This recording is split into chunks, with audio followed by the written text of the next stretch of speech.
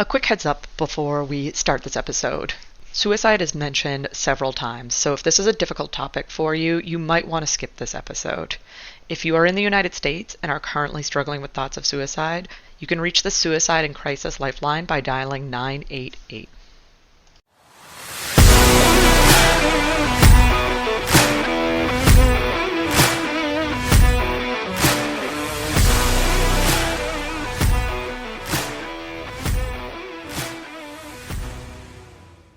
Welcome back to Who Are You, a CSI podcast. I am Lauren, who has seen CSI 3 to 4 times, beginning to end. And I'm Nick, who is currently only seeing 2 episodes of CSI, the last one and this one right now. I can't say that in a few episodes, so. That is true. You gotta get it in when you can. Everyone at home will know that I'm the guy who is seeing this for the first time, giving my real first-time reactions and real first-time guesses. Yeah, some of the feedback that I received was that people enjoyed the expert, quote unquote, paired with the newbie.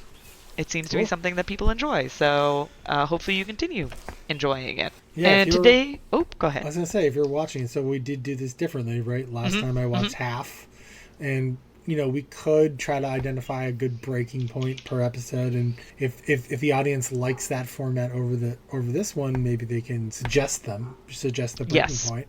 Yes. But this time I watched the whole episode through, so instead I kind of have notes from throughout the episode in terms of where I thought the episode was going. So be a little different. Let's see if you have liked this back and forth, then let us know what works best, and then we can tailor it to what you guys like to hear. Yes, 100%.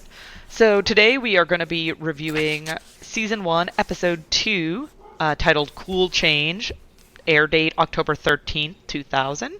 Director is Michael W. Watkins. Writers are Anthony E. Zucker, who I did not double-check how his name is pronounced between these episodes, so that's on me, and Eli Talbert. So this one actually has 2 writers versus the first episode just being Anthony. So we start off shots of Vegas intercut with highway and driving scenes. Yeah, I wrote Vegas in really big letters. Vegas! There's a lot of shots of Vegas. I felt like they were like, okay. There's a lot. The show's been picked up. We're out of the pilot ended with a bunch of shots of Vegas, but I felt like they were redoing this, right? They wanted to sort of sell that this show is in Vegas, and they showed a lot of the landmarks, whereas before it was more like just the strip. Yeah, they showed a lot more of the landmarks from far away, the big lights. They intercut it and then sort of like faded into our next scene inside of the casino. And they really, before you ever met a character in the show this week, you got all these other little tidbits of inside the casino. So you really felt like you were in Vegas, right? They wanted you to feel that Vegas feel. And I think the theme of this episode, as we'll find out in a second, is very Vegas-y, Vegas-centric. And I think that they probably wrote it that way to sort of sell the Vegas of it all. So I wrote Vegas in really big letters. So in that vein, we cut to inside of a casino. We see a woman in a cash grabbing chamber. We see people at the craps tables, and we move over to the slot machines, and we see this sort of disheveled guy, just kind of begrudgingly pulling the lever on the slot machine. And then we pan over to a couple, and the woman is like talking about winning the $40 million that you can win off of this slot machine. So she asks her boyfriend or her partner, I don't know if we know they're like boyfriend girlfriend at this part, we just assume that they're together, and she asks him, can I get $20 to play? Like, I have a feeling. And she uses the word premonition. I wrote it down. Premonition, okay. And her boyfriend is already coming off as a not nice person. Immediately you're like, wow, you are not a good person. Similar to the husband in the first episode, we are instantly made to not like this gentleman. And he gets upset that like she left her cash in the room, so he goes to play, pulling the lever, and he's like, oh, thank you for like wasting my money, and he pulls the lever one last time, and as he's walking away, he hits the jackpot. He hits the $40 million. And they had a lot of signage for $40 million to let you know what it was. I actually have a note here, right before we even know that anything has happened. I wrote, this would piss off the guy who was at this slot machines so much, because this cooler slot machine is like a real thing in Vegas, where like people play the same machine for a long time. Yes. And someone comes along and wins on the machine you were playing on, and those people get very, very upset about it. Yeah, I've only been to Vegas once, and I was pretty young. I was only 14 or 15, so I was not gambling. But I do remember going up to the room at, let's say, like 10 p.m. So we were at the MGM, and they made you walk through the casino to get to the elevators to get to your room. Yep. Like, very purposely designed.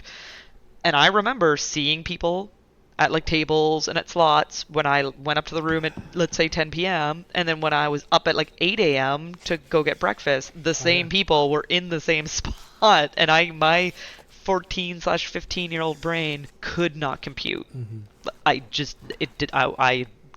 And I'm still not a gambler, so I still probably really can't compute it. But it's this weird. is my first bet. I don't even know if someone's gonna die or not. But I'm like, that dude he just got cooler, and he's gonna kill this dude. Yeah, you were like, problems ahead, problems identified. I was like, first scene, why not? Write it down. We've already got. I like it. We don't even have a murder yet, but we have a murder suspect. Feel free to interject at any point and give your, at this point in the episode, here's what I am feeling about who might be the killer / like what's the outcome of this case. Yeah. I will say I did then forget about him for a while. That's fair. But he's a fairly forgettable character, if I am to be honest. So, there's this big celebration. They're wearing matching T-shirts. The big, they get handed the big check, the big ceremonial. You can't actually cash it check, but a representation of the money that they're going to be getting from this deal. And we cut to the couple being brought to the presidential suite, and moments after arriving at the suite, he tells his girlfriend to take a hike. Yes. Like, I'm a millionaire now, I don't need you, bye-bye. And she's like, oh, was all I was sex? And he's like, yep, and like, I'm a millionaire now, so like, good. Yeah, I was gonna say, there's sort of an important scene that takes place where the security guard lets them into their suite. Yes, that is a good point. The security, his liaison, I can't remember what they call him at some point. His magnetic strip card doesn't seem to be working in his door. Yep, that is a good point. That comes up later in the episode. Yeah. And well, as our viewers know, because they better have watched this episode by now. Watch this episode. I will say that it's a better listening experience to watch the episode and have an idea of what we're talking about versus relying entirely on us to reiterate what happens. So, and then this is something I wrote down, so I'll say it because it kind of comes up later. Is I wrote presidential suite, dumps girlfriend, and then room service. Yes, and then room service comes to the like door, and then it's like boop, cuts. end scene. And so then we come to Grissom arriving at the crime scene, where a gentleman who we very quickly find out is the boyfriend of the couple, is, flat on the concrete. And Grissom very quickly says he didn't commit suicide because jumpers take their glasses off. And this guy still had his glasses on. And this is going to get a little personal, guys, so warning ahead here. But I will say that as someone who has struggled at some points with suicidal ideation, the whole thing with Grissom basically going off about how cowardly it is really rubbed a bad nerve for me. It was very judgmental. It was looking at suicide in a very narrow view. Because at least when I was struggling with it, it wasn't, oh, I can't handle this pain, or I can't do this. It was, everyone will be better off if I'm not here. Yeah, For me, I'm not going to comment on everyone. It didn't come from a cowardly place. It wasn't I'm not strong enough to deal with this. It was, I legitimately thought that everyone else was better off if I wasn't there. And that's I think in this scene, it's very much the way they often do. And writing it's like stereotyping. Right. Right. Oh, 100%. Right. It's like these things. Many of these things are much more diverse, and they they stereotype so that they can have that moment with Grissom and Assumption. But I think, for anyone out there who struggles, they know that there's a lot more involved. Yes, it's a lot more Yeah, granular than this episode. Like, I will say, definitely I makes it don't see. think that this, and we'll talk about this later on, I don't think that this episode did a great job of Yeah. addressing suicide. I think it did a really bad And this job is like at this it. show has hit on some really intense topics And they very did much better quickly. about it. Yeah, and it's like it's like I think it's very naive, right? Yes. In its approach to this one.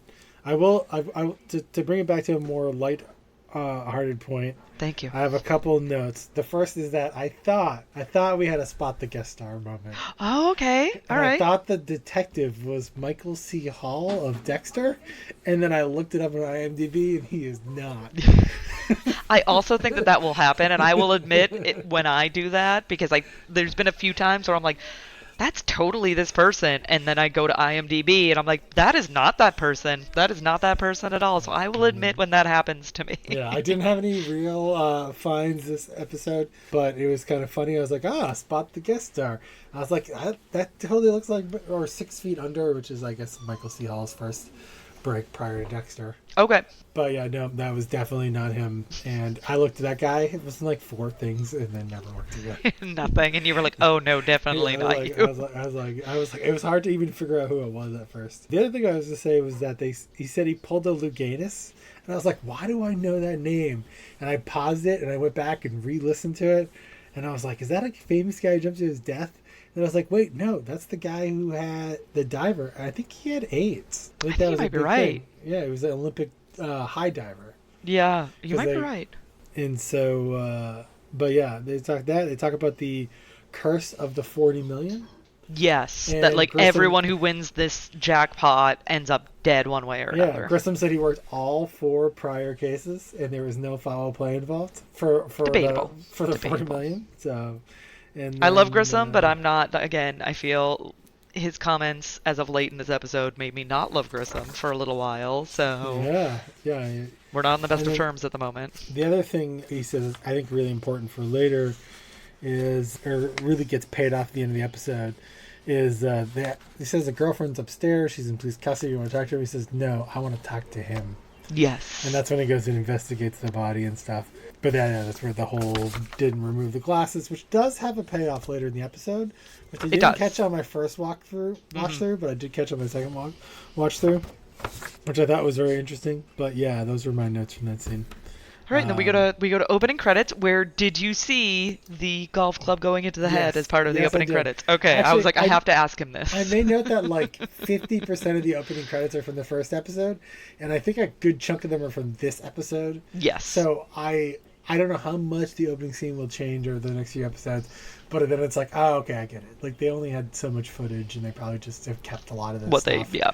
over the years. But I was like, oh yeah, that just and that one and that one. I was Yeah, you were like, wait a it's second, like, all oh, yeah, this like is half of the opening credits are for the first episode, and then I was like, well, I assume these other scenes I'm going to see this episode, and maybe there's 1 or 2 in the next one, but yeah, I mean that's always tough on a new show, is you have to come up with opening credits with enough when you've only scenes to filmed- fill it. Yeah. You've only filmed a couple episodes. And so we move to Grissom walking into HQ headquarters, and he has a ton of messages. Yeah. He's just, which is, I found Weird. this to be an odd scene because they didn't really address one.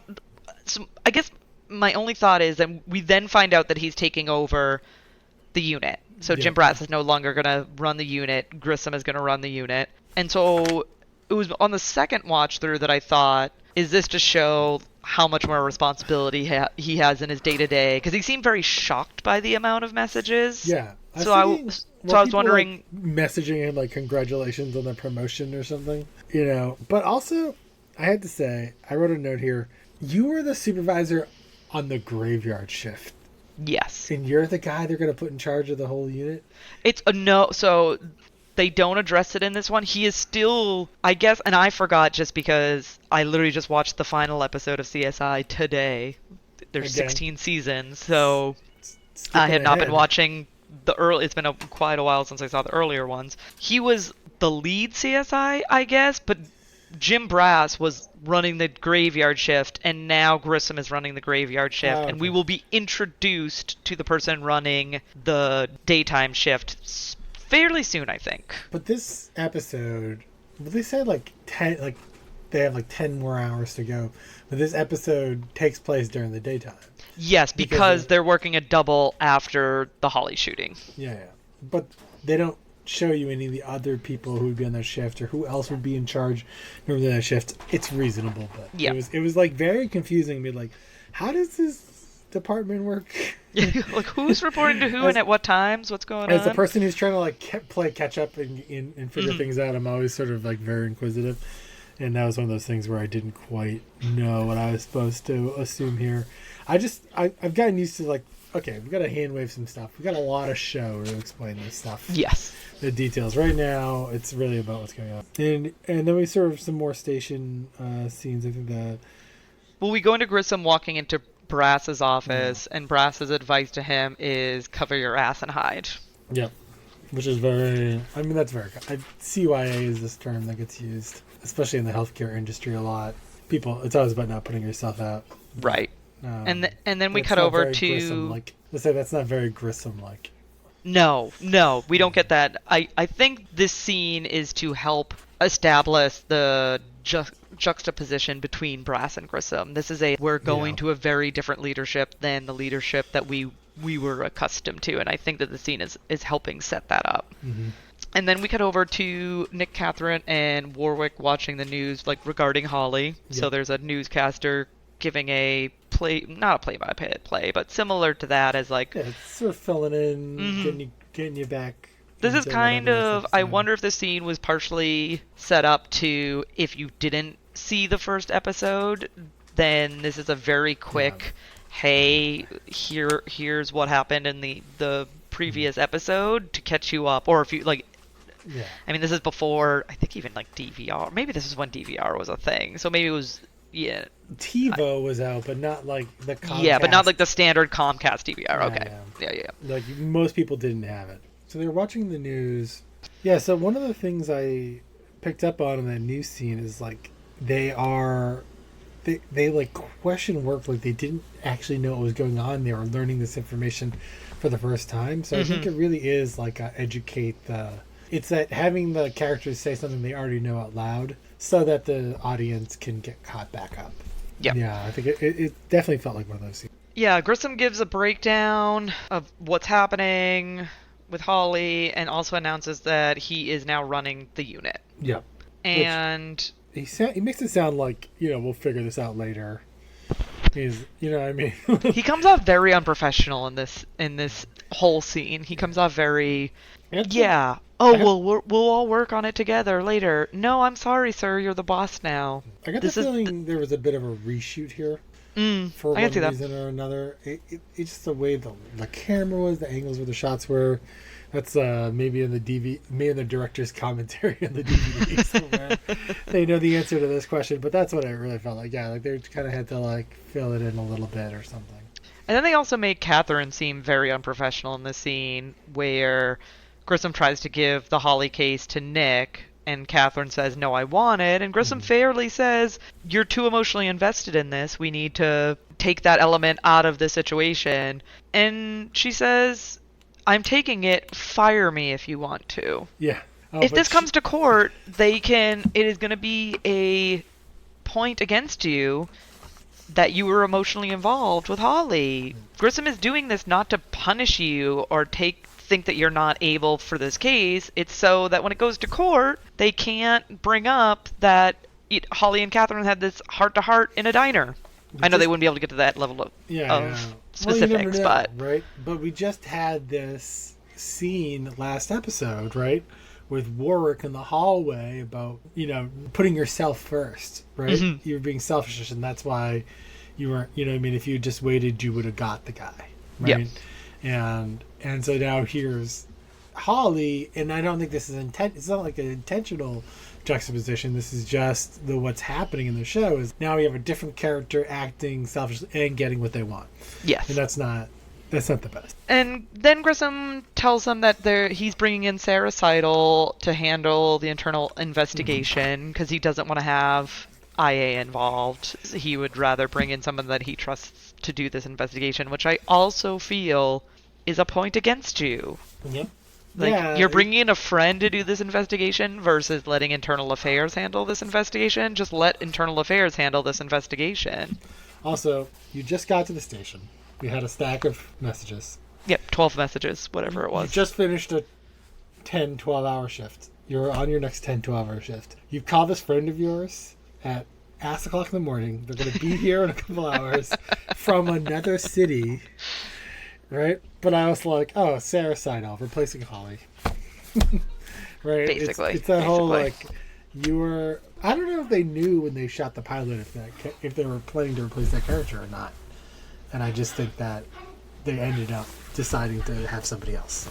It might have been something that Holly didn't test well. Yeah, or she had another job. Yeah, or That's had another job. Sometimes Yeah. people shoot pilots and shoot different things, and it takes a while for something gets picked up. Yep. And, Yep. Or they want, $30,000 an episode instead of $25,000 an Right. episode, and that's not in the budget. So they're like, "Ark." So we move on to Grissom telling Warwick that he's on leave. Warwick's saying, "Put me in play," and Grissom, I will say, finally, in an act of actually being professional, says no. Like, you're on Yeah. leave, get your story straight. Saying get your story straight is not Just professional, go but home, get your story. Yeah, it's friendly though. It's like Yeah. it's coworker. yeah, it's illustrating the bond. I They've think we're worked- supposed to understand very early on that Grissom and Warwick are very close. They've worked 99 and a half cases together. Yes. We move on to Catherine arriving at the Holly scene. We see a reenactment of the crime. So Catherine's initial thought about what happened at this crime scene. We see that reenactment. Catherine notes that Holly shot back, Yeah, it was like, oh, that's cool. and then she finds a beeper, which we were talking about how things felt a little dated in the first episode. I was like, oh, a beeper, which I totally had a beeper. Do you know Totally had a beeper. Do you know what's funny? In this episode, I get the feeling that beeper is dated. Like, to the people in the episode. Yeah, like even back then it felt dated. Because in 2000, you think about most people, like Motorola, Razr more so than iPhone. Yeah, I guess. I mean, we're many I years mean, away I don't from an think. iPhone, but I don't think beepers are really a thing since like the late 90s. Maybe, yeah, you could be right. I think I got my first cell phone in '02 or '03. Yeah, same here. So maybe it was like 50-50 at the time. Yeah. But I got the impression that like beep, like it was almost. Yeah, it was dated even then, maybe to a 'cause degree. Remember, between beepers and cell phones, we had pagers where you could send whole messages instead of just the phone Oh, number. right. Maybe that's what. Maybe I had a pager because I'm fairly certain that it could get messages. Yeah, and maybe that was So I was like, yeah. maybe I did have a pager versus a beeper. Yeah, because I think cell phones are really like. I remember my dad got his first cell phone in '97. He was a very early cell phone adopter because he would have like 100 minutes a month, and he would spend like $50 on that. Yep. Because it was cheaper than quarters for payphones to check his messages and call back customers because he's in sales. Right. It's Yeah. one of the places you'd have it. But 2000's only 3 years after that. Most people probably didn't have very few people probably still had cell phones. I really think like between 2000 and 2002, like you and I both got our cell phones in 2002. That's probably about when cell phones started to get really popular. Everybody was basically getting a cell phone. And I rang up a $175 texting bill because yeah. this is for the younger listeners of this podcast. You used to have to pay per text to text from your cell phone, and I was 16, 17 and had no concept of this. So I was texting quite a few friends generously, and only to find out that I owed my dad a lot of money for that. To make our listeners feel even younger, one of the reasons I got a cell phone is one of my best friends at the time lived in Syracuse, New York, going to Syracuse University, and I had started to have to pay my dad extra money anyways for long distance phone calling. Okay. Because I yep. rang up $100 phone bill, not realizing that calling her was going to be long distance, even though I was calling her cell phone because she was in Syracuse, New York. And yeah, it was like we would talk a couple hours a week every week, and it just adds up.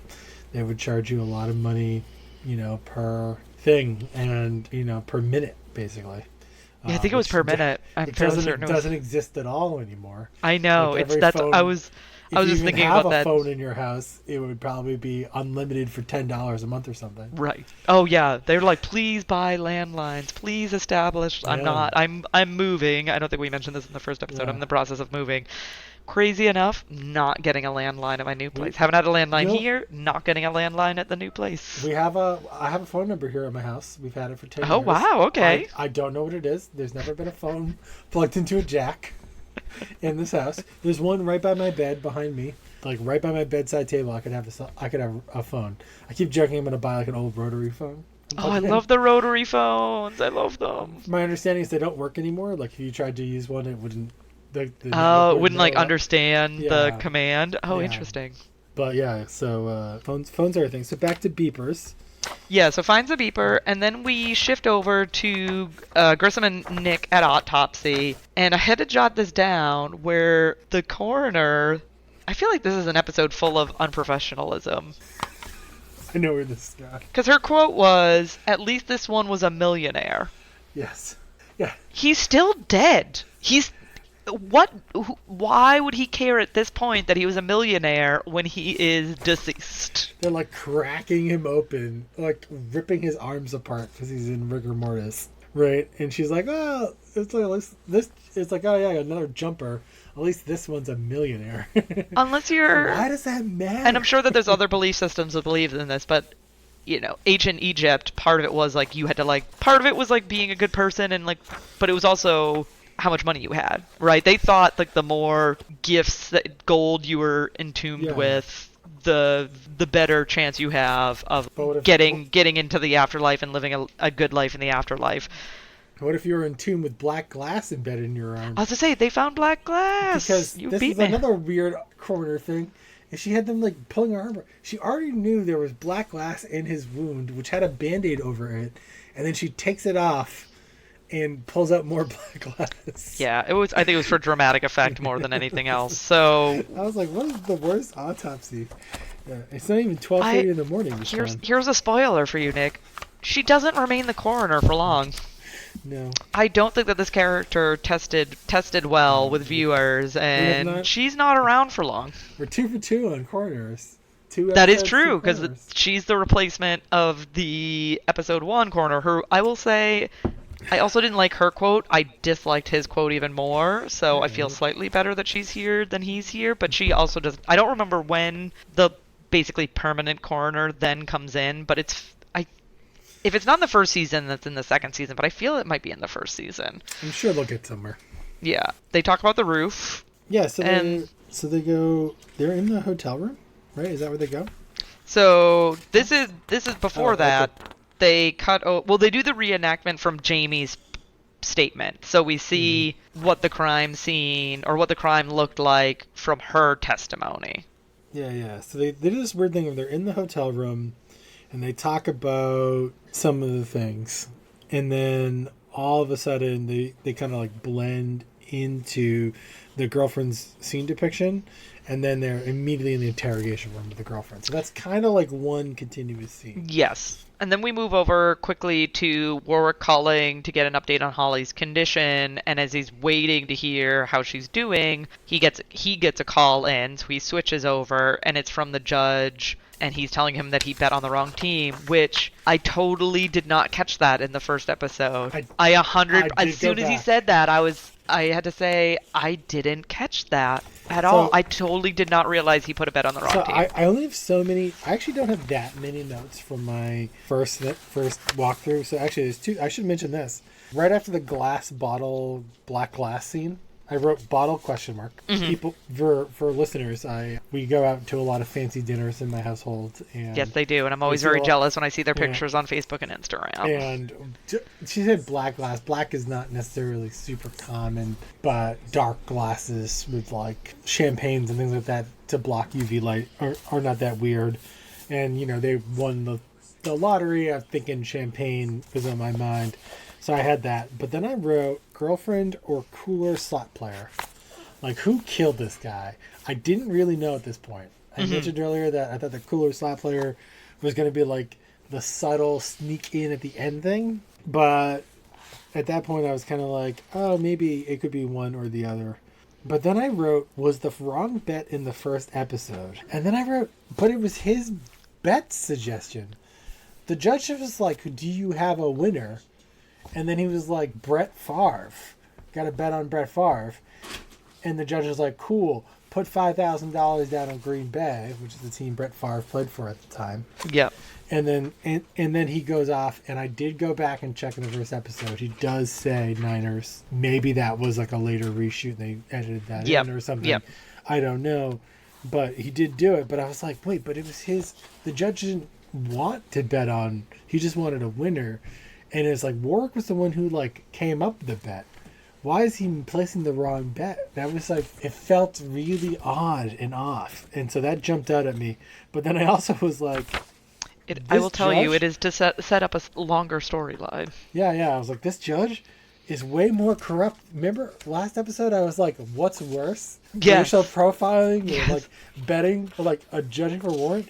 Well, I'm sorry, but now I'm all in on the judge situation. The corruption there is way worse Yeah. than the racial profiling when he shows up at the judge's house. Because, like, this judge is... They really turned him into a nasty character. Yes, very quickly. Like the and first, there's more scenes later on. But the first episode, he comes off a little bit more just like normal. a little sleazy, but not terrible. And this episode, they're very much establishing him as a horrible human being that we really are not supposed to like. After they meet, I have a note, and so I'll hold it for that. But like, okay. I was like, wow. Okay, this is like straight up bad. And it continues to the episode and kind of gets paid off at the end of the episode. Yes, yeah. We'll get there. Yep. And so we head on over to Grissom and Nick on top of the roof of the hotel. And Grissom is pointing out that this like Myers roof dust that helps keep electricity or heating, like electricity costs down. It like helps keep the building Myers cooler. Roof dust, they call it. And yeah, Myers roof dust is what they call it. And then they begin Operation Norman, and they let him fly, and they just start throwing dummies off the top of the roof. And the much more hilarious part of this is the crowd cheering. Yes. Every time that one of these bodies gets thrown off the roof, the crowd is like, yay, woo, so exciting. That felt very real. Weird. Oh, like, yeah, that's probably true. I just was like, this is so weird. Really happen. Like, I think that would really happen. And I was almost like, I wonder if they just, like, set up the scene and they were filming it. And people showed up and started cheering. And they were just, like, ad-libbing it. I don't know. That'd be awesome. Like, I wish we should double check that for the next episode. Because I feel like there has to be fun facts about CSI. And so it would be hilarious to find out if people just started showing up and like, woo, yeah. Especially in Vegas, you know. Right. They're all half drunk to begin with, no matter what time of day it is. That is true. You can always get a drink in Vegas. And we move over to the intro of Sarah Seidel, which technically this is not Spot the guest star because she's not a guest star. She becomes a permanent fixture on this show, which we know because the opening credits feature her quite a bit. So before we even meet her in the episode, she's in the opening credits all of a sudden. So she is a mainstay. But I wanted to spot the guest star anyway because this is Georgia Fox, who I knew from playing the wife in the film Memento. Oh. I mean, I know the film. Yes. So, spoiler alert for those who've not seen the film. The film is about a gentleman whose wife is murdered, and he has short-term memory loss, and he's trying to figure out who murdered his wife, only to find out that he murdered his wife. Mm-hmm. And Georgia Fox, a.k.a. Sarah Seidel, plays his wife in the movie. And I was a film major in college, and so I watched this as part of a novel, or not, Memento was a short story, but like literature to movie course. So we would read the literature that the movie was based on, and then we would watch the movie. And so Memento was based on a short story. The one interesting thing we skipped over, which would be important, is they threw 3 dummies out, and one of them had one was pushed, one was jumped, and one was fall. Yeah, like an accidental fall. Yep. Right, and they were like, oh, if he came from the roof, would he push jumped? And I think they assumed he was pushed based on the distance. Yep. It was from the building.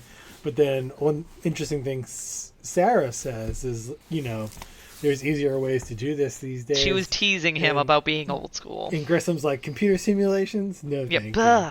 Ugh.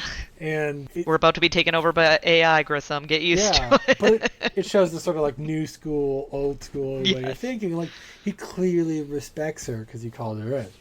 Right. But also, she doesn't necessarily do things the way he does things. And that, I think, is an interesting introduction point. Norman pushed. Norman jumped. Norman fell. Wouldn't you if you were married, Mrs. Roper? I don't even have to turn around. Sarah Seidel. That's me. Still tossing simulation dummies. There are other ways to tell, you know. How? Computer simulation? No, thank you. I'm a scientist. I like to see it. Newton dropped the apple. I drop dummies. You're old school. Exactly. And this guy was pushed. The age difference between them comes up in later episodes. Yeah. One thing that was mentioned in this scene, I didn't catch the first time, but I wrote down the second time because it was poignant later in a moment or two, is that they mentioned that Gribbs is in surgery. Yeah, so Sarah asks about Holly, and Grissom says she's in surgery. It doesn't look good, basically. Yeah. And I think the end of I didn't really write down the quote right, but at the end of the scene, I think she says, like, why did Warwick Brown leave the scene? Right, which, according to Grissom, it's because he called him. Yeah, Like, but technically, then he knows doesn't mention that. I know, but it's a weird, like, that should be. I did find that odd when he earlier in the episode was told Warwick to get his story straight. You called him to the scene, and he came to the scene. Yep. I mean, that should be your know, assumption of what happened. We know as viewers that he had already not been at the scene. Right, we knew that, but like Grissom didn't know that. And nobody knows that fact, right? Right. There is no evidence to the contrary that anyone has, and so yeah, that's. I mean, they've always intended this. They clearly set this up to be something in the last episode, so it's not like they're shoehorning it into this episode. Right. But I think that maybe it was more about a collision between what they wanted to write for one storyline and another, and it just the way it played out, it didn't work out well. I think that you could imagine a world where Warwick is there for that last scene, unabated to the situation with Holly, right? They could be on different timelines, but when they tried to film everything and shoot it together, those two incidents had to clash. And that's kind of how we end up where we are today. Yeah, speaking of Warwick, we then go over to him meeting the judge in a parking garage, and the judge lets him know that he owes him $10,000. Warwick says, I need a day, and the judge says, basically while peeling out, you have an hour. Yeah, so I wrote down that it's even worse now. I dislike this person even more. First off, as far as I know, the judge never gave Warwick Brown any money. Maybe when he delivered the ticket, he gave him money, but he doesn't. Maybe, just want, yeah. We don't see that. We don't see that scene, but that's definitely possible. He doesn't just want his bet back. He wants his winnings that he didn't get as well. Mm-hmm. So instead of $5,000, he wants $10,000. So at this point, we're basically talking about a bribe. Right? Oh, 100%. We've gone beyond. Give me a winner. Go place it. Get me the ticket. You know, whatever. To no. You owe me $10,000. Mm-hmm. That was the cost of getting a warrant from me.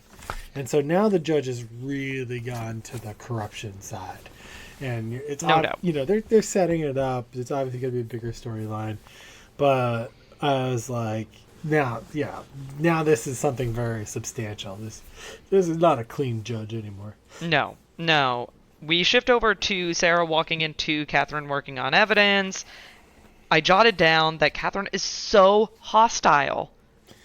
Yes, You're not Warwick. You're not the subject of the investigation. Why are you getting so... This was a very trope woman versus woman, and I don't like that. I am not a fan of immediately women need to compete against one another. That's not what needs. And I do like that Sarah basically says, isn't it better to have like two smart women working on something versus one? Sarah gives what I think is a very reasonable comeback of, isn't it better to have like two brains versus one working on something? We don't need to be enemies here. We can work together. Yeah, the aggression is very short-lived. It is very short-lived. The one thing that I know that I wrote down, so the thing that I wrote down is that, is this about being protective of the case? Because he said that Sarah was going to be working the case originally.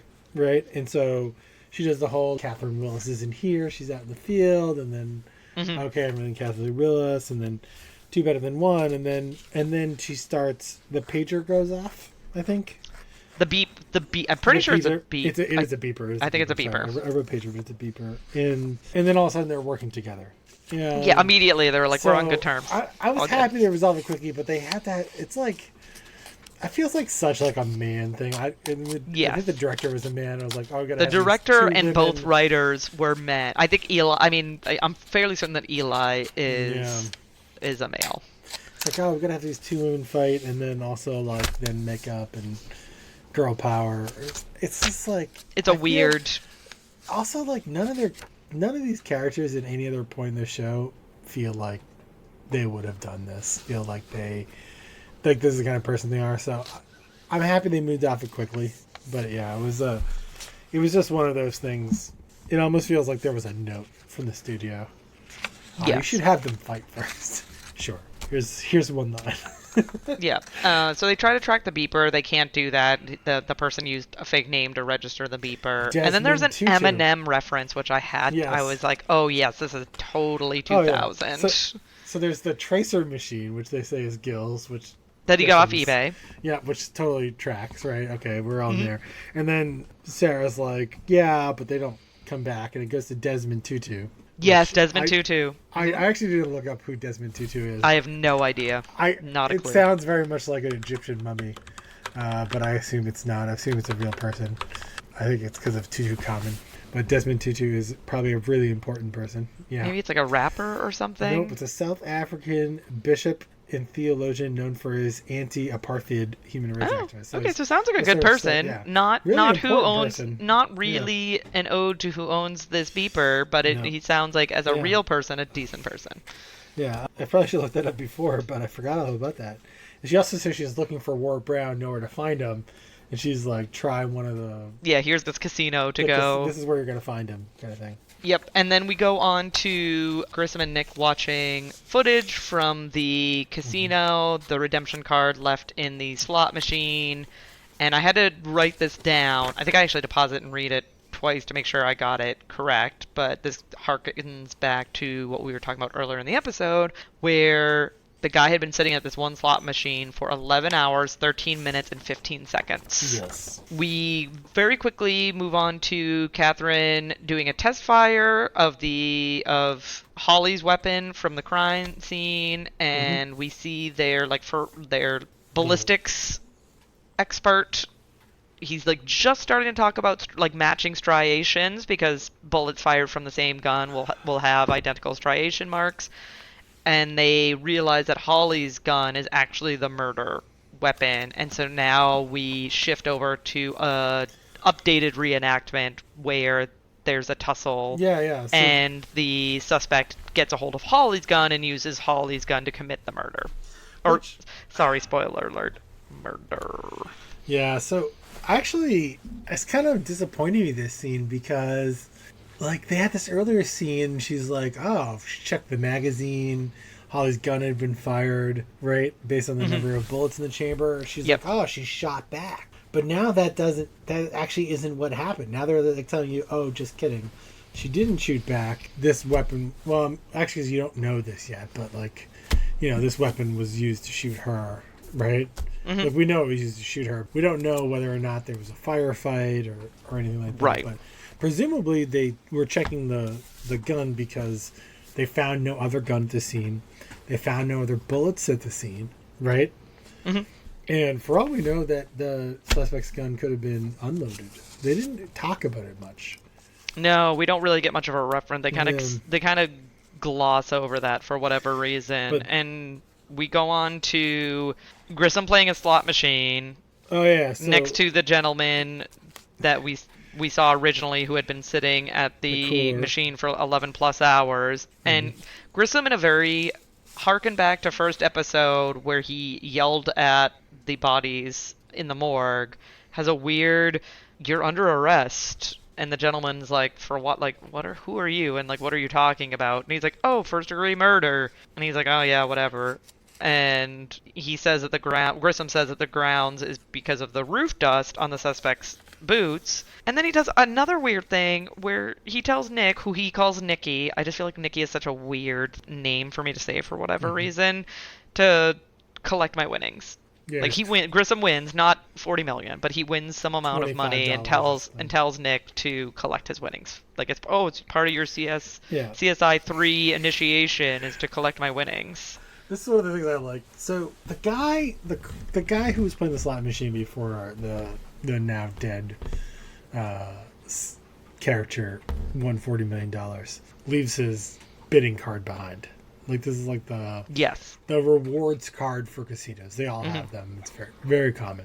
But probably not something like someone who plays 13 hours of slot machines does very often, but sure, it could have happened. They're like, give me the name of the guy on this thing. And then instead of that, they just bring him to him somewhere else on the casino floor. Rather than like... pulling the guy in. He probably is there gambling. They could have been like, oh yeah, he's here. This is his name. He's actually gambling right now. And they could, maybe they cut a scene where they're like, oh, let's go see him or something. But he's like, oh, I'm going to sit down and play for a while. And I thought there was going to be like something was going to come of it. But like very quickly, the reporter goes to just like, oh, you're under arrest. Yeah.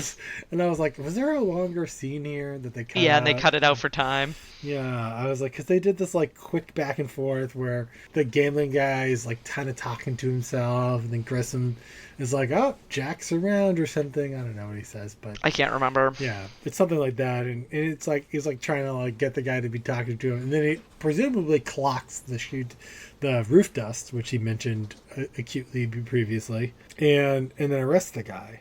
Oh, we kind of like glossed over this. I said they were in the hotel room and they were looking at everything. But he has a scene with Nick Stokes earlier in the hotel room. He's like, well, you're a CSI level 3 now. I think that comes later. Oh, is it later? It is later, okay. Yeah.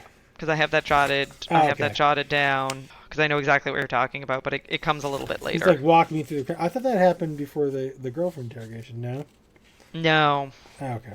No, it does come up. That makes sense. It comes up soon. It soon. It's just... Yeah, it happens in a little bit. Yeah, but that was... Okay. Well, we'll see when we get there. Okay. So we move over to Sarah confronting Warwick at the casino, which very quickly moves into them sitting down at a cafe talking, where Warwick admits that he counts cards. He also admits that he bets on sports time to time. He claims that he was out for coffee. So that's his excuse for not being at the crime scene with Holly, is that he was on a coffee run. Sarah calls him out and says he was placing a bet, and she also breaks the news that Holly is dead. Yeah. And then she died in surgery 20 minutes ago. Yeah, she 20 minutes ago, yeah. Which harkens back to Grissom's comment earlier where he says that she's in surgery. Yeah, that she's in surgery. And so we get this montage of the cast having very dire faces, because the idea is that they're now learning that Holly is dead, and so they're doing this montage of very sad, forlorn faces after finding out that Holly didn't make it. Yeah, I wrote they're showing everyone's grief. It's kind of a weird composition. It was a weird composition. I didn't like the feel of this montage, I'll be honest. It felt forced, I think, is what it felt for me. So some of the scenes in this episode have this airbrushing effect going on, and this is one of them. And it's like... That disappears in later seasons. They don't keep that up as like a standard throughout the show. We then head over to Sarah and Catherine in the kitchen. The beeper from the Holly crime scene goes off. Catherine calls it, puts on a terrible accent, like a terrible bling bling. Catherine tells the caller that it's her beeper now, and then gets him to invite her over, and so he tells her that he's at the Three Aces Hotel, room 202. And I did have to say that the whole Sarah saying, like, what is bling bling, and Catherine saying, I have no idea, I actually did find enjoyable. Like, I find that to be a little bit of a tickling scene. Yeah, I actually like that phone call. I thought it was fun. I had to think to myself, like, was this legal? But I was like, I don't think there would be any reason why it wouldn't be illegal. Yeah, I don't know why it would be. It would be I mean, illegal. you can lie It's to just suspects in interrogation rooms. They're not legally bound to tell you the truth. They can say, "We have DNA results that prove that you're there," even if you don't. You're allowed to say that to see if that will crack the suspect. I can't. And we're saying this from a United States perspective. If you can't tell by our accents, I have no idea how it works in other parts of the world. But in the U.S., interrogators are allowed to lie to suspects in order to see if they will, quote unquote, tell the truth. And realistically, all she's doing is investigating, right? Yes.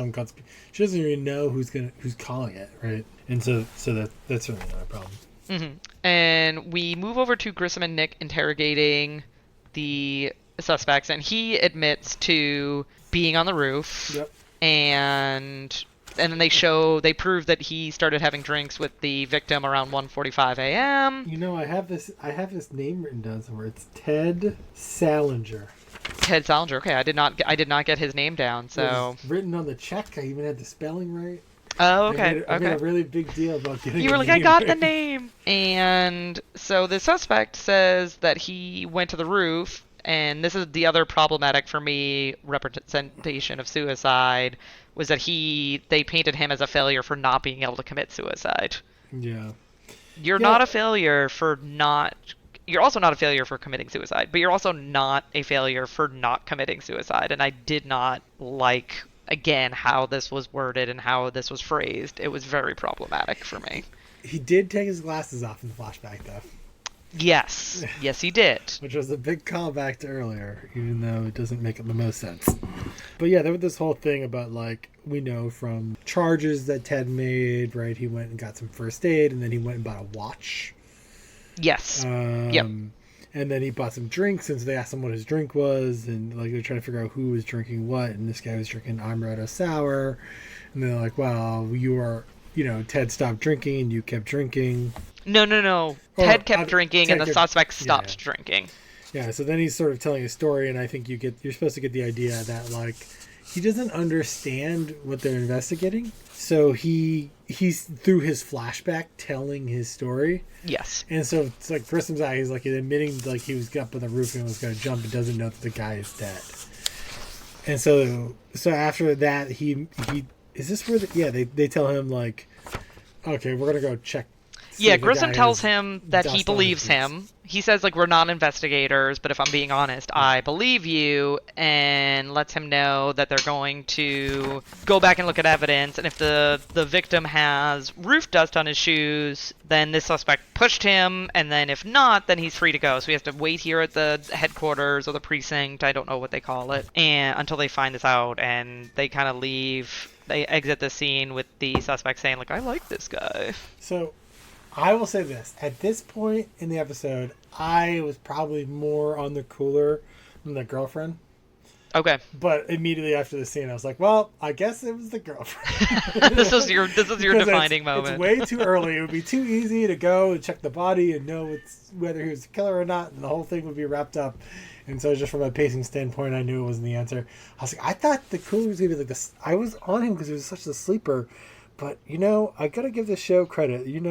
The obvious go-to first gut person seems to be the person you should focus on more. I keep trying to think there's like a switcheroo going to happen, and there really hasn't been. Although it's much more ambiguous, I would say, this time versus like the primary storyline last time. Yeah. So this time it's like could have been either one of them. Didn't really know the answer. But obviously at this point, based on the amount of time left in the episode, in Grissom's response, it was clearly not going to find dust on the boot of the guy, and so therefore it wasn't pushed on the roof. And so then it all kind of comes back to, okay, but if the girlfriend was like, what, how, you know what I mean? Because as far as we know at this point, she's been kicked out, right? Mm-hmm. He's gone off. He's on his own. She's not even with him right now. And so I think a lot of the rest of the story is figuring out exactly how the rest of all this happened. Right. And at this point, like, it's not like I didn't know. I didn't have the slightest clue.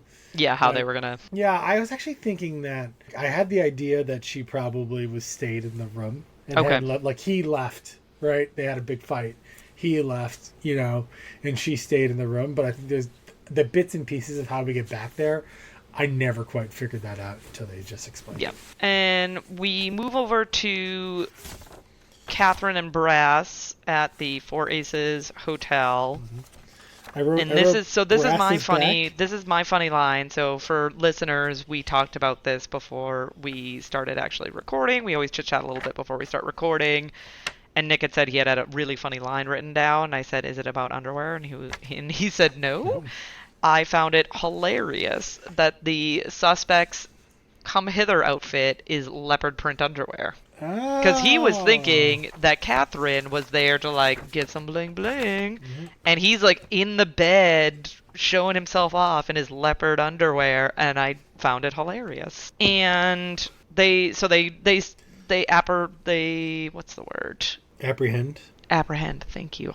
And I think it's Catherine who says, like, for a conviction, they're going to need a DNA sample. And he has this giant wound on his face, over one of his eyes. And Catherine takes a swab of it, hoping that it was Holly who gave him that wound. It's Sarah who says it. I don't know why I know. Is it Sarah? Okay. For some reason I know that. I remember that.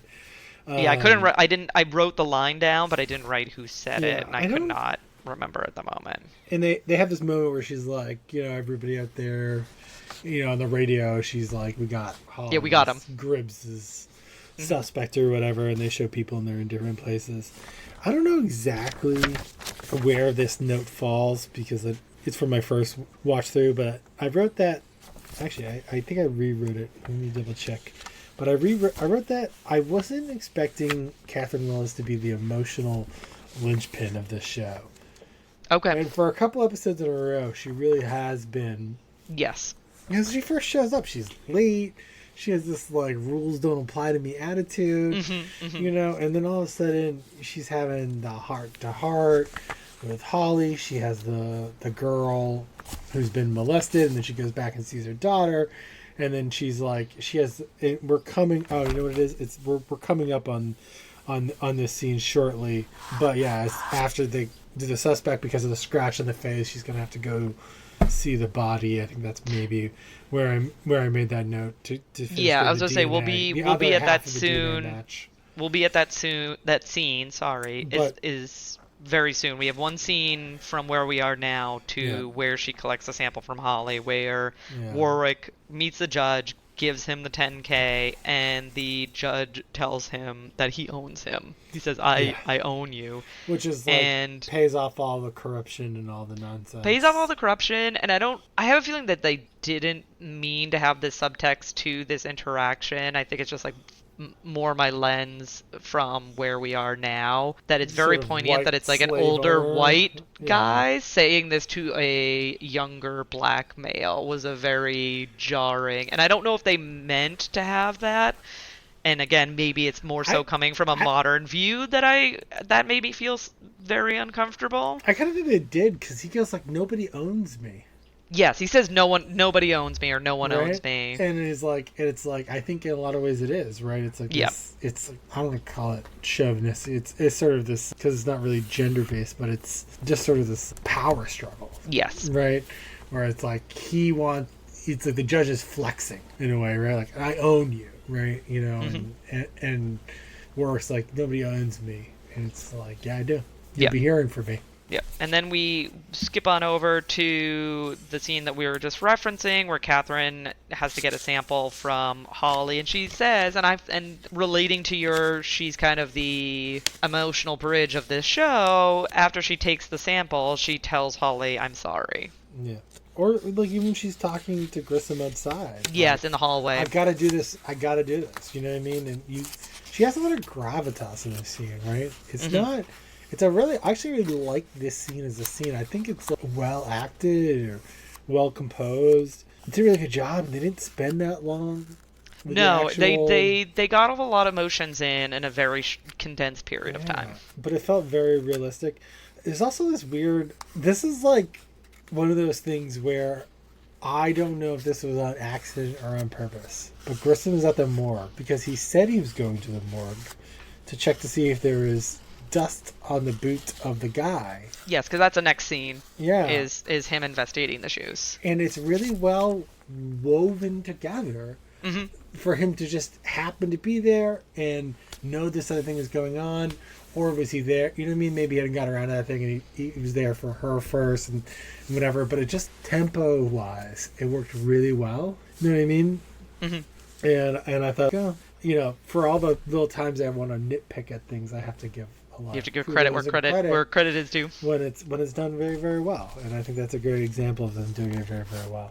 So as Nick has mentioned, our next scene is Grissom and Nick investigating the shoes/boots from the victim.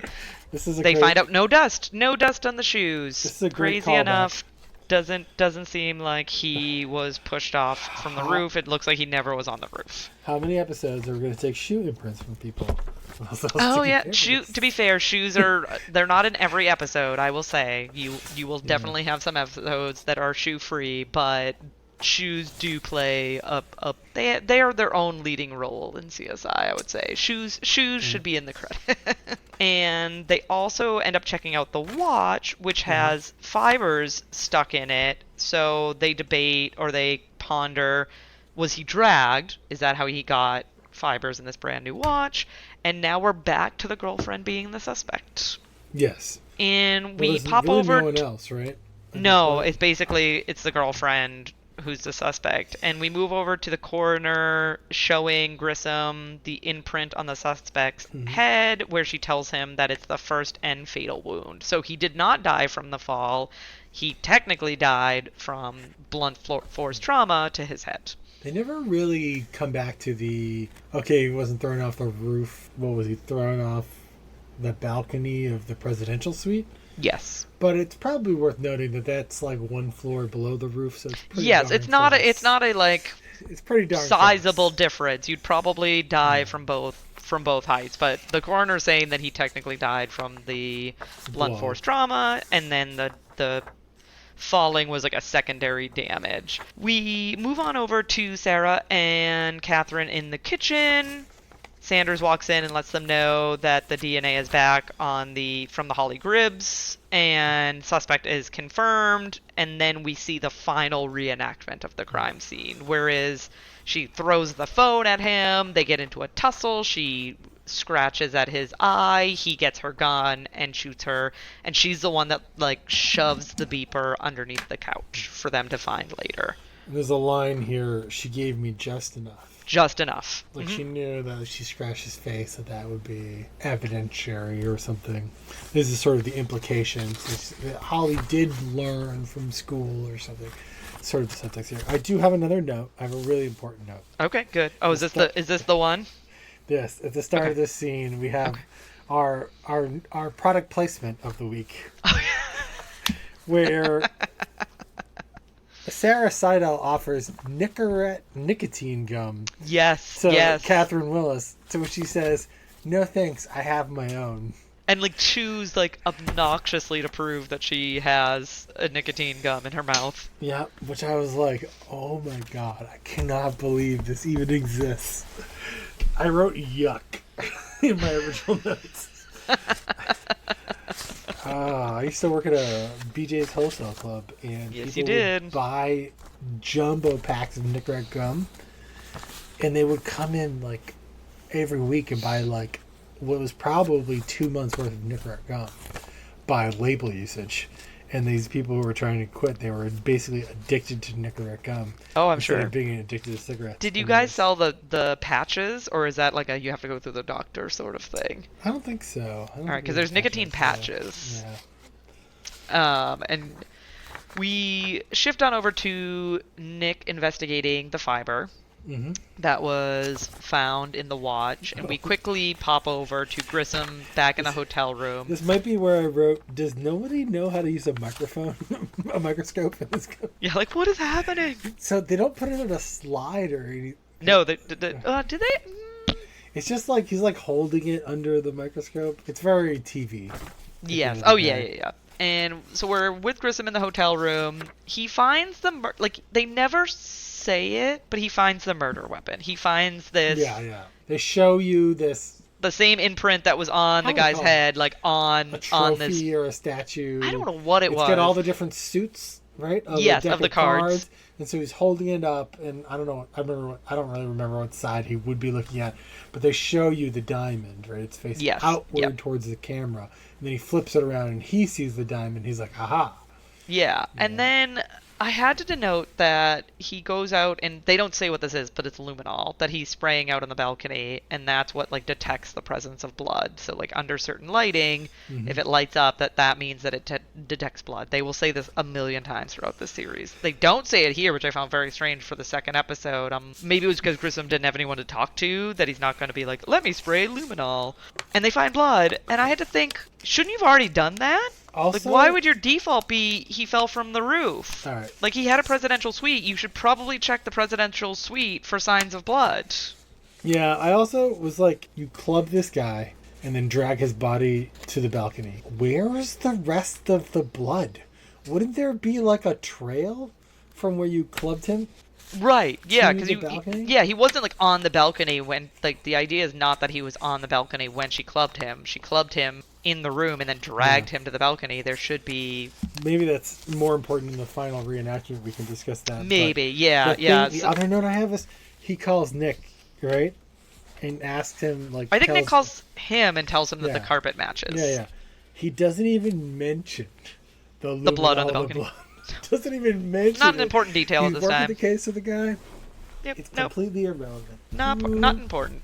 Who cares? And then this is the scene that you referenced earlier where Grissom checks the keycard log, which didn't register a new login or new entrance into the presidential suite if you left the card in there. So if you... Well, I think... So it took me a while to figure out what was going on here. I think Okay, the second I was like, I might watch-through, not be getting fully what happened here. I think what he did is he got... They didn't really say this. I think what he did is he got the card that the guy who was murdered... his name I already forgot. Ted Salinger doesn't work, right? Mm-hmm. But what happens is that as he sticks the card in, someone inside opens the door. Yes, you are right. Yes, she starts opening the door as he's sliding his card in. I think he's using the security guard's card at that time, so it's not the same card. But it's like if you open the door as someone sticks their card in, it doesn't record it. Yes. And then the security guard himself is actually kind of shocked at this, right? Yeah, he's very surprised by this being the case. And But that implies that if Ted came back and tries to use his card and the girlfriend opened the door for him. Yeah, presumably the girlfriend opened the door at the same time, then it would. And right, so this is the second episode with someone letting somebody in to kill them. Yes. Yes. In a row. I hope every episode has this. It does not. Sorry, No, I'm gonna burst that bubble right here. Spoiler alert. Does not happen every episode. Second episode in a row, someone has to let you in to kill them. That is true, though.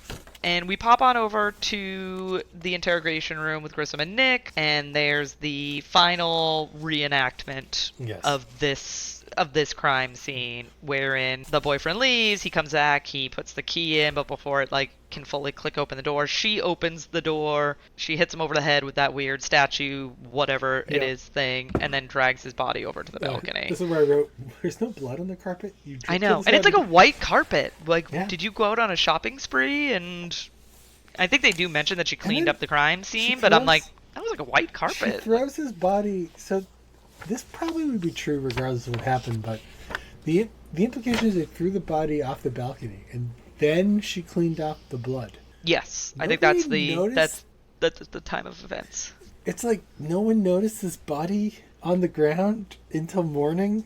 It might have been that by the time, maybe Grissom was working another crime scene, and by the time that he was done, it was morning. Yeah, I mean... that's what I would like to believe. We don't really know what the timeline is. It could have been 4 a.m, throw the body over. Not a lot of people out that early. Yeah, they're all in there gambling. They're not out and about. We're actually also never really told, where it is. Even though there's a crowd of people when they're testing the bodies.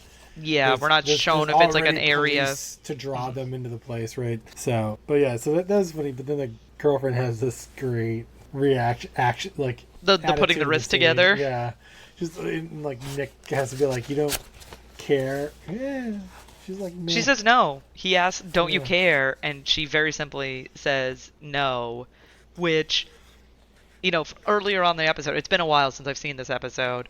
you feel bad for her. Yeah.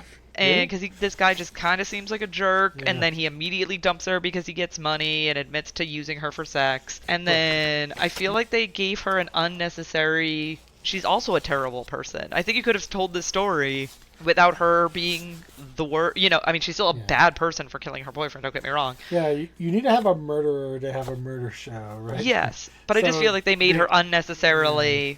It should have been more a crime of passion, in my opinion, versus a like cold-blooded, like, no, I don't care, I killed him. If it's like if she killed him on the spot, or they fought or something, you know what I mean? Then you would have a very different opinion of her than versus like she waited for him to come back to the room, ambushed him, killed him. It's very cold, or I should say it's cold-blooded because it's not. She's still very in the moment. Right, she's still very caught up in the recency of being dumped by this guy, who only won $40 million because she told him to go play it. Right, and so it's very interesting. But another great line from the scene is after they're like, "Well, don't you care?" She says, "Let me ask you a question. How did you know all this stuff?" And Grissom says, "Your boyfriend told me." Which harkens back to the "I want to talk to the body" line 100%. in the earlier scene, and I was like, "Oh, well played." I wrote that down. I wrote that quote down too because I really liked it. Pop on over to Grissom and Warwick talking. Grissom is telling Warwick that he has to let him go, that he read Sarah's report. Warwick gives I don't think that this paints Warwick in a good light. That it never occurred to him that he did anything wrong. But he does like immediately. And then he sort of backtracks on it. He's immediately like, "Well, here's my gun. Like, you have to fire me. Like, I get it." Yeah, he owns up. He basically says, "Yeah, like you have to fire me. I get it." And I ended this note down. The end of it, I put BS with a bunch of exclamation points. When Grissom says, "Well, if I let you go, I have to let all of us go. Like myself, Catherine." Catherine had a heart-to-heart with her. You're going to let Catherine go because she had a heart-to-heart with What did Catherine do wrong in this situation? So, Gil says, so this is the moment. I alluded this. Okay, this is the moment. All right. To Lauren earlier, that I mentioned this in the last episode, that I thought Gil abandoning her at the liquor store was very similar. And also, of note, I did go back and check. The initial crime that Gribbs was dusting Prince for, where Warwick was teamed up with her, that he left her on, was also a robbery. Right. And they did not mention what the cop left for. Because I had to go back and watch that because you mentioned you thought it was a robbery. What she was talking about was that that scene was a robbery. And so Grissom also left her at the scene of a robbery by herself to dust for Prince, although there was another person there. Yeah, But in Warwick's defense, there was also a police officer there. Yeah. And so when he said, "If I let you go," like I forget exactly what Gil said, but I thought he was going to say, "If I had to let me go too, because I left her at the liquor store," and he didn't, and I was like, "Oh." You were like, "No." That was my whole theory all along. Was that he also abandoned Holly in the first episode? Yeah, I would and not. They would come back to it, but they didn't. Yeah, I would not have had an issue with this conversation if it was like, if it stopped with, "If I have to let you go, I have to let me go." Fair. Yeah. You left her at a crime scene. You knew that he was working a case with Holly, and you called him away to another crime scene. So if it ended there, fine. But he throws Catherine and Brass under the bus and is like, "Oh yeah, I'd have to fire them too." No, you don't. Like, they didn't do anything wrong. Again, I think I've proven that I should have quit high school and been a CSI writer. Could have had a better story for the first one.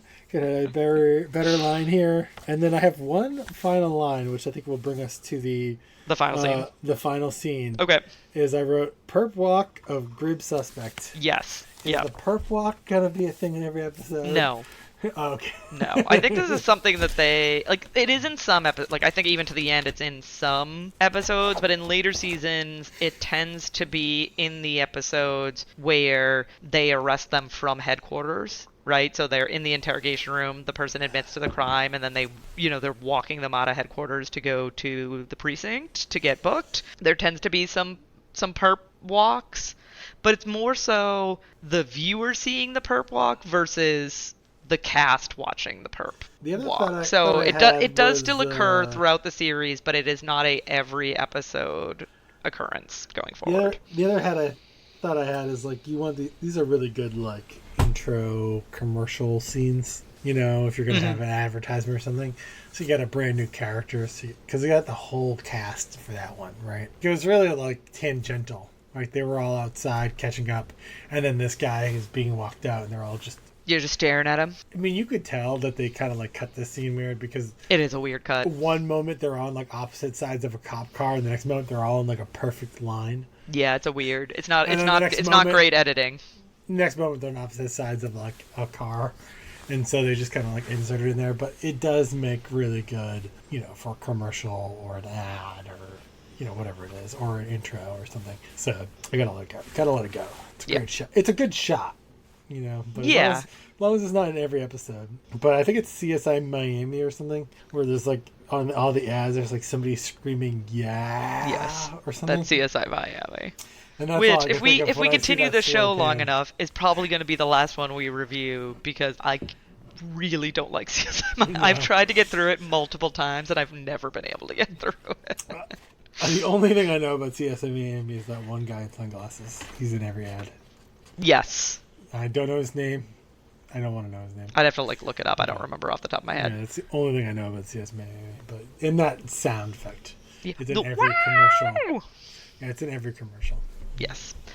All right, guys. Well, so we talked about this earlier, but let us know your thoughts on. So the first episode, we watched half of the episode and did a recording, and then watched the second half and finished the recording. So Nick was totally blind as to who the killer/killers were. This time, we just watched the episode all the way through, and Nick just jotted down at certain points where he thought the killer was and when that changed. So love to get your feedback on which one you preferred, so we can tweak that going forward. Next week we will be reviewing season 1 episode 3 of CSI, Crate and Burial. Oh. I don't even know the name of I didn't even know what it was called. Yep, Crate and Burial. I do, however, I'm pretty sure that I have to change streaming platforms. CSI is leaving Hulu. But I have the first 2 seasons are on Paramount Plus. I was like, I have Paramount Plus. Yeah, I looked it up, and that's okay. What it is, I was like, the first 2 seasons are on Paramount Plus. I think all the seasons will be on Paramount Plus next week, because the implication is that it's. You know how much money I spent to buy them on Prime? I spent so much money to buy them on Prime. Well, I don't know for sure, but I just what I've learned is that like I'm sure the contract for Hulu is running out, and now it's going to Paramount Plus. Yeah. Okay. Well, at least for now. Thankfully, someone in my house owns we own every streaming service in this house one way. Yeah, between all of you. I live in a commune of 6 people. We own it all. No kids. 6 incomes, no children. Actually, that's not true, because my dad is one of the people, but he rents a room for me, and he has kids.